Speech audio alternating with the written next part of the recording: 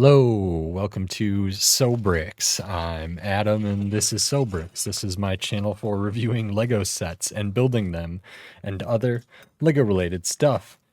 In this video, I'm going to be taking a look at the Lego Technic RoboRiders Swamp set. This is set number 8509. It has 45 pieces, and I paid $9 for this set. This set is from the year 2000. It retailed for $6 back then. I think now a new sealed one. I can't remember if these came in canisters or if they came in boxes or how these were packaged, but a sealed one is probably going to be closer to like $40, $50, 30 plus probably, and a used one, 8, 10, whatever. As far as I'm aware, this is 100% complete. It just does not have the original packaging, extra pieces, or the instructions. Now, I had many of these RoboRiders as well as like the Throwbots and a bunch of like Technic stuff from that era that I think in my mind like predates Bionicle, although I'm not 100% sure on the timeline. I had a lot of Bionicle when I was growing up as well. Oh, the packaging was a canister. But I had many of these in the year 2000. I believe I had this one. This is not the original one that I had. I don't have those pieces with me where I currently live, but I will have them eventually, and then I can go back through some of these older sets, many of which I still do have the instructions for. So in this instance, I just bought this set sort of loose pieces. There is a rubber band here.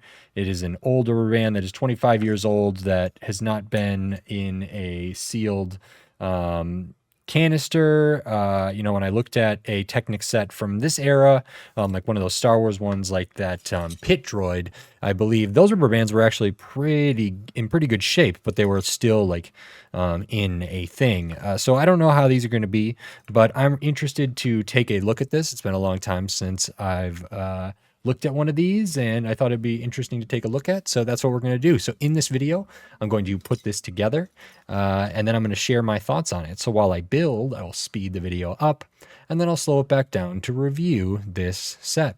So until then, enjoy. Okay, so while we look at the build for this Lego Technic RoboRiders Swamp set, I just wanted to say thanks for watching, and then remind you, if you like this video, click the thumbs up. If you like my other videos, click the subscribe button. That helps me a lot. There are different ways to support the channel in other ways. If you're interested, stay tuned till the end. I appreciate it. And this was a fun blast from the past, so comes together quick, and took me a while to figure out the function of this thing. But now on to my review for this set. Okay, so here we have the Lego Technic RoboRiders Swamp set. This is small. It is unique. It is a relic of a sort of bygone era, and there's some interesting stuff here. So I'm excited to look at this. It is always interesting to go back and look at these types of things. So there's some interesting, like, I think there was a video game tie-in with this, or like an online game tie-in at a certain point, and there was like, I think, drinks or like, other like food items or something where if they were cold, they would reveal a code, and you could use that code to do something in a thing, and all this other stuff. And I do have confirmation that this was a predecessor to Bionicle. So it is, I believe, between Throwbots and Bionicle. Throwbots had these interesting arms and had these little discs, and you could like bend the arm back a little bit and it would launch the discs out, and the discs all had like interesting prints on them and for different kind of powers, which is something that we've seen Lego do, for example, in like Nexo Knights, and among other things. And I think there was an element of that in Throwbots, in RoboRiders, and in fact, in the back of RoboRiders. Now, I do not believe that these actual discs for these ones, one, they're not compatible with Throwbots. They're a different type of piece, and unfortunately, I don't have another one here to compare it to, like a Throwbots disc or something. But I don't believe these were randomized really. I think like sets came with preordained ones. But in the back of the book, I was using the online instructions. It did have like kind of a checklist almost of the different ones you could collect, and maybe sort of a look at the different powers or what they are supposed to do, and potentially like some sort of rating system or level system or something about which ones are this or that or the other thing. But this is the Swamp one. So from the year 2000, not that many pieces. Comes together very quick, and it was an interesting build. I do have to say, because of this age, and I don't know how it was stored, these may or may not be the original rubber bands. I think they're the original ones, maybe not the original ones from this set, but probably from that era. And they are not elastic enough. They're not tight enough for what this is supposed to do, but we can kind of dive into it. So for the build of this, we start with this like center piece here. It's actually the same piece that's used here. I do believe that piece still exists. I'm not sure how frequently it is used. It's potentially something that is no longer used at all, and doesn't exist. It's the same piece. This like black one underneath here is the same as this one. So an interesting shape kind of beam that tapers down. It's got 4 pinholes, a couple axle holes, the taper. Then it's got this little kind of extension, sort of thumb or finger extension up above it. You can kind of see in there. We add on these pieces here. Now, I believe these pieces were developed for RoboRiders, but I know they were also used in like the pit droid, and I believe also in the what is the one of the battle droid sets from this era that was like Technic Star Wars stuff. So I know that these pieces were there, but I think they are originally designed for RoboRiders, which is kind of interesting. I think they still use these as well. I don't know. It's kind of a panel piece. It's got Technic pinholes or Technic holes throughout it. It's an interesting shape, tapers in an interesting way. I'm not sure if they still use it or not, but it seems like it would be. Then we add in this like sled piece and one of the wheels or these discs, which is again, I think a unique piece for RoboRiders. And then we can start putting this together. It's built like other sort of Technic stuff. So we have to build in a roundabout way to kind of get everything together. So you kind of work on one side.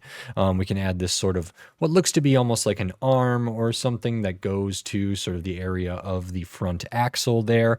We have this nice sort of ball joint connector. This is a piece that it exists but has been redesigned. It's like a strut piece that they use in a lot of like vehicle sets to do like steering for like icons level stuff, and sometimes suspension it's used for, I believe. So, but it is not the same as it was back in this time. There are these little kind of those little protrusions on the side that aren't on the side that actually go on the ball joint there, and I don't believe the new ones have that in the same way. So that's kind of interesting. This is just an L bar. They're like 3 long. They're a half beam, and you put 2 of them together. We do not do anything too crazy. A lot of gray pins in here, and half axle half pins, and half axle ball joint pieces, which are used to connect the rubber bands. So rubber band here kind of just underneath that, and it actually this kind of strut piece connects to the ball joint that rubber band's also around. Same on the other side there. So we have kind of those forward looking things. The center is kind of like the body or the head or the torso. These are RoboRiders. I believe they are supposed to, in my mind, I read this as sort of having like what's the Pokemon that's just like Cyclizar maybe, but there's like arms of something and like legs almost back here and sort of a body and whatever in the middle. So we do have like the face area, which is this piece. I believe this piece was used in other sets. I do not believe it still exists or is used anymore. So really interesting shape. It's got some like grooves sort of molded into it all throughout. It's got a couple of axle pinholes. It's supposed to be sort of the face or like the head element there. If we look at it, it is printed. The print quality is quite good. It does say Swamp on there, kind of has an armored look, and it even has some printing kind of down around the front there, which is really, really interesting. It also has like what looks to me to be like eyes, almost like snake eyes or reptilian eyes or something. And when you look at this from certain angles, I can kind of see how it frames up like a head and maybe a mouth and different things like that. So that's a unique piece. I think all the RoboRiders used pieces like that, or like the same piece with different printing details on it. And then some may have other sort of accessories or details that like come off other parts of this, because this one's the swamp one. I think they had other ones that were like lava and water and I don't know, all these things that we've seen them do in Throwbots and seen them do, whether it's based on like maybe there was an ice one, or whether it's based on like sort of a weather thing or an element or a like geographic place, or these like distinct like swamp, jungle, Arctic, volcano, all of these different kinds of things, mountain, desert, I don't know what they all are, but it was sort of, that's how they were like theming these RoboRiders or whatever. So that does explain the color a little bit. And I think some of the detailing here on the choices. And then we add on the rear axle. Rear axle is super simple, using these beams, these like lift arm pieces with the curve in it there. And then we put an axle through the rear and we slot 2 wheels on there. We have like a bushing in there. I believe this gray is the older, well, is it? Well, these might not be gray. These might be more of a teal. And then the gray for like the ball joints and these pins, I think is the original light gray before they went to like the light bluish gray. So for my eyes, in my lighting, these looked different than gray pins do now. So that's different. And then the wheels, the same piece, but they are printed way differently. And I think these are some interesting pieces. I mean, I think they're the same pieces, but they have different design. They may, yeah, I think they are they. It is hard for me to tell. So we'll get into those a little bit more. So the rubber bands, this kind of has like a transforming feature there where we can bring the back axle forward.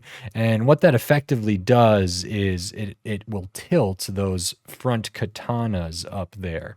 So as I move this, kind of shortens it up, raises it up a little bit, and the katanas kind of come forward. And I think that's pretty cool. And if you were to like hold this in your hand, you could kind of operate that as well. Now, for this one, because of its age and the state of these rubber bands, it doesn't like, it's not super sturdy. So when I set it down, it feels like it's maybe too far down, because we could go even further. And I just didn't know if that's how it was supposed to look. And I cannot get it to like stay in any reasonable way at a different point. If these rubber bands were different, I think they should have more tension than they do when it's at like rest, and then when it was here it would like, I think, effectively sort of snap back. Right now it does it a little bit, so that is fine. So that's kind of a little feature there, a little function there. The other thing is, because we have this like sled, which is for the front axle, and we have these special pieces that I was talking about that have kind of the rails for this, there's a sort of thing with these where we slide that out, and I'm not supposed to slide it out all the way. So let me see if I can get it back in there. Well, we can get a look at this piece. It's kind of made with some different plastic, so it's a little bit flexible. It's meant to bend at those like thinner parts there, and it's also meant to be unfolded, and then it slides in with these like rails on the back, or kind of where this element is, this like almost handle piece is. And so we can get that back in there. If we want to slide it in all the way, we're going to have to fold the arms up. If we bring it out, we want to get these arms, up in front of these front pieces there. So that holds the wheel. I think while I'm here, we can look at the wheels. So then I can get a sense of whether or not these are indeed all the same pieces, or if there were different pieces that had different prints. I am really... well, I think I should know, but I'm going to try and see if I can figure this out. So these are the ones that came in this set, and these are like different Throwbot powers or something like that. So they are all printed, and I think these are. I want to say these are different molds. They have to be. They have to be. So, I mean, that is even crazier that they are different molds. And I think maybe it will be more evident if I look on the back. So they have a similar kind of structure there, but then the actual like pieces that get printed for the image, they have similar shapes, but not quite the same. So we have three different ones here. So the first one, this is the one I had on the front. It kind of looks like it's a sort of robot, the axle hole coming through there. And I see kind of almost the same looking shape for like the head piece on there. I think we get kind of some legs or different things spread out here. And then we have arms that look to have like buzz saws or sort of spinning blade kind of accessories there. And so that is all printed on there.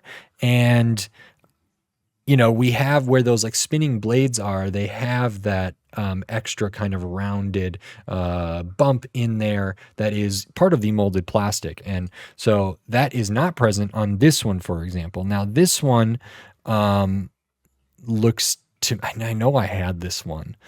This one's a little bit different. It's a different shape. We have like the hole up here, but we have this molded plastic kind of for these sections down here, kind of the ridges up there on the back of that are molded in, and the head has a different shape.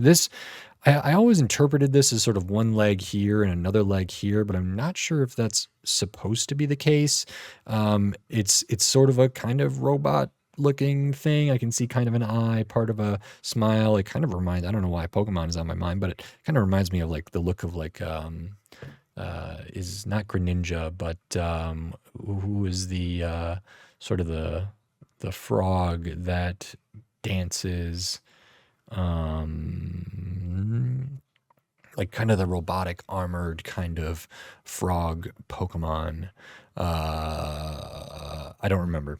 But it sort of reminds me of that. It's almost like it's got like a blaster or like a bazooka type thing that goes across there. It's got like different armor. I think this is supposed to be like a hand. And all of these have like depth to them. They're molded details and they are printed. So very, very interesting there. And then the last one we have here, to me, I read this as like a robot with sort of like samurai swords or katanas sort of crossing in front of it. So we have the face, which again looks kind of frog-like to me, has kind of these blades or these batons kind of going across there, and we have the legs kind of coming down. And again, this is going to be a different mold for the actual pieces. Like we can see where the katanas are is not present on the other two in this set. And that's a molded detail and a printed piece here. So really interesting. I don't know if I've sometimes seen like the era of Bionicle referred to as like and maybe it's just from one YouTube video, but like a theme that sort of saved Lego, a line of products that helped Lego when they were really struggling. And obviously Lego has gone on to be incredibly successful all the way until 2025, maybe even too successful. But there was a period of time where I think Lego was struggling because, in part, they were making lots of new pieces, trying lots of new things, and things weren't, catching on in the same way. And when I look at old sets like this, older sets from this era, and maybe a little bit, before this and a little bit after this, and we look at what the 90s for the Lego group was, and then the early 2000s, and we consider when like the when Lego Star Wars started, which was about the same time as these were coming out. I think like both of those things with Bionicle and Star Wars to some extent helped, and when they started getting more licenses and stuff like that, that was like really, really important for Lego. But I can't confidently say that like this was part of their downfall or why they were going bankrupt or what. And I can't say that like these sorts of decisions of making like all of these on unique molds and unique prints for all of these different sets, which there weren't that many of these ultimately. But you know, there is a inventory cost to that. There's a production cost to it. There's the raw materials. There's the different molds, the different print process. There's a labor cost to it, but also in like storage and like how they part out sets. You know, the one thing that the Lego company representatives and people like to talk about is that they don't do prints. They do maybe stickers for certain things. In part because they have a finite amount of storage space and they have pieces that are in a bin. And if a piece is printed, it gets its own bin. Whereas if we have a like 2x4 tile in white without any print, we can put any number of stickers on that. But if we have it printed, like that's its own separate thing. And then if we have more than one of them printed, it's its own separate thing. And so they could run into an issue. Now, I don't I don't necessarily think that's true. Lego makes a lot of money. And while like space on planet Earth is finite, I do not believe, and they produce a lot of things. I don't personally believe that this is a problem that can't be solved. And I don't think it's a good enough excuse or reason why they don't compete maybe with other companies and other brands who don't have that issue and don't have near the market share or the cost reduction infrastructure or supply chain, advanced supply chain things, or like as big of facilities for which they could store things, or as advanced of part picking and stuff like that. So anyway, that's all a whole little rant that's semi unrelated. So I don't know if these kind of decisions were what put Lego in a rough spot financially, but it feels like it could be true. I just don't know if that's 100% the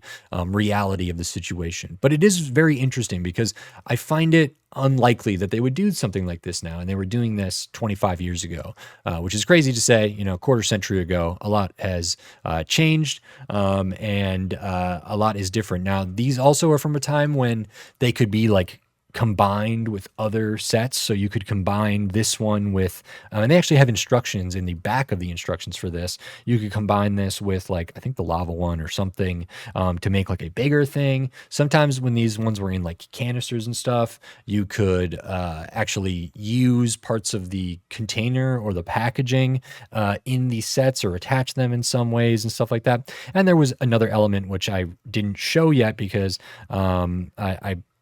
I didn't. I was going to when I was pulling out all the wheels, but there's kind of like a little action play thing. So we want to be able to sort of fire these wheels out. And I could not figure this out until I looked at the instructions again. And we kind of can push that forward.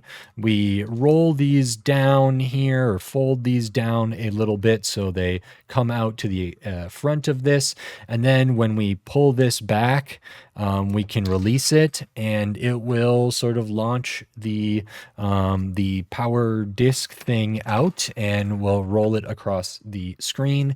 And then I think the idea would be is that, at least for the front one, we can swap powers in and out of there. It's pretty easy to slide this back into place. It's not terribly difficult to get it out all the way either, although, it might take me a little bit of practice here because it's just been so long.